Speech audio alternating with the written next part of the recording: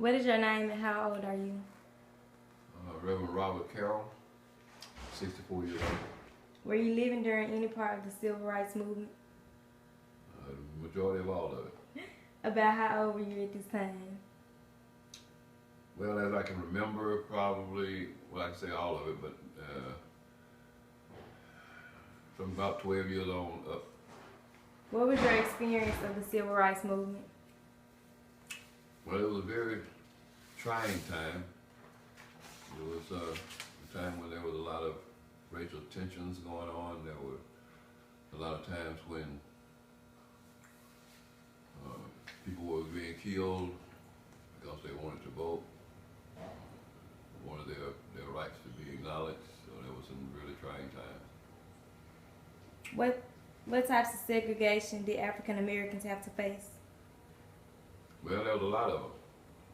You couldn't go to the same eateries as everybody else. You couldn't eat at the soda fountains. You couldn't go to the public restrooms. You couldn't drink at the water fountains. There was a lot of things that were going on at that time. Do you know any of the famous civil rights leaders that helped the cause for equal rights during this time period? Do I know any of them personally? I didn't have any personal dealing with them because I was a bit younger than the ones that were actually active in the movement.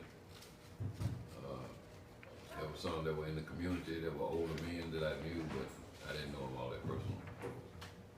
What were some of the unfair laws or treatments that occurred during and up to this time? Well, as I said, you couldn't vote. You couldn't ride the buses.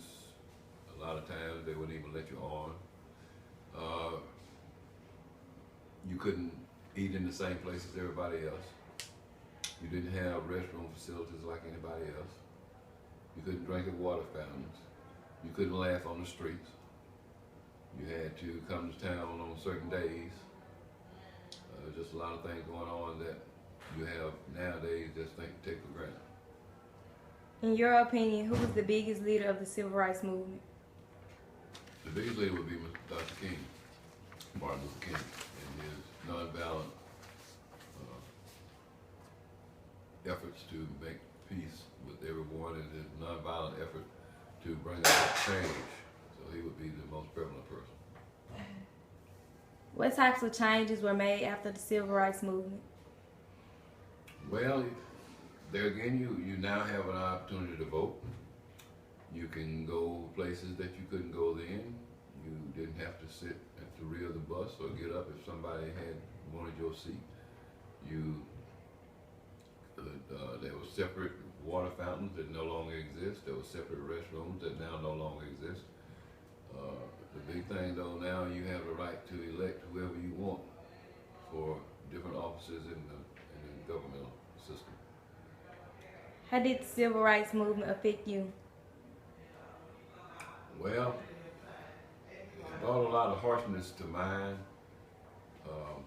There were times that people were getting killed that I thought was for no reason. Little girls and little children were dying that was in churches that had been bombed. There were times that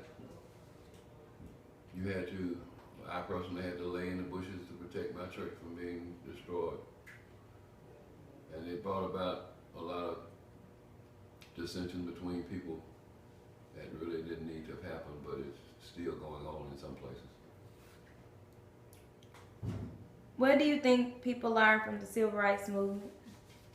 That you can live together, that you can treat people as human beings, that you can be toward people as you have them to be and towards you, that you could love your neighbor as yourself instead of looking them down because of the color of their skin. What do you think the civil rights movement was about? It was about fairness, about equal opportunities, equal rights under the law. That was the main thing that they wanted to do.